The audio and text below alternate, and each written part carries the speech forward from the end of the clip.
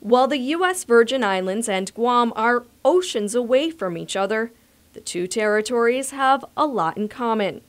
U.S. Virgin Islands Governor JONGH is visiting Guam this week so that he and Guam Governor Eddie Calvo can discuss the common ground between the islands. With Guam and the Virgin Islands both considered unincorporated territories of the United States, Governor DeYoung says he hopes the islands can partner together to petition for programs that the federal government currently only offers to states. And being able to have discussions with Governor Calvo to put up a united front towards that, our two delegates being able to work together gives us the strength that we need in numbers to be able to make the convincing argument both at the congressional level but also to the executive branch. And the Obama administration has been extremely open in terms of listening to our needs and responding. And a lot of that response has come, for example, through the Assistant Secretary Bobauta and how he has been able to advocate for all these positions. A common thread between Guam and the Virgin Islands is the lingering question of political status.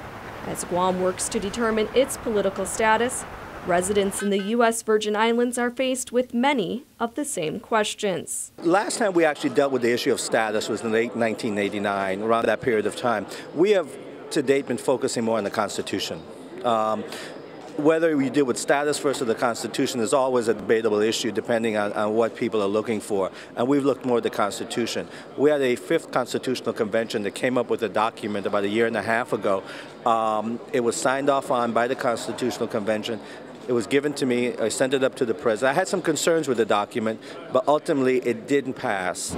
The governor emphasizes the importance of education as Guam's people determine their own political status. I really think that's the most important, that it can't be a minority of individuals pushing for one objective. It really has to be an educational process.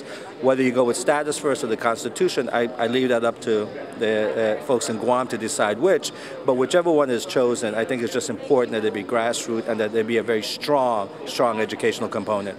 Governor John DeYoung will talk in depth on the challenges and successes shared by the territories during the University of Guam Presidential Lecture Series tomorrow. The program begins at 5:30 p.m. in the UOG Class Lecture Hall, and it's free and open to the public. Betsy Brown, PNC News.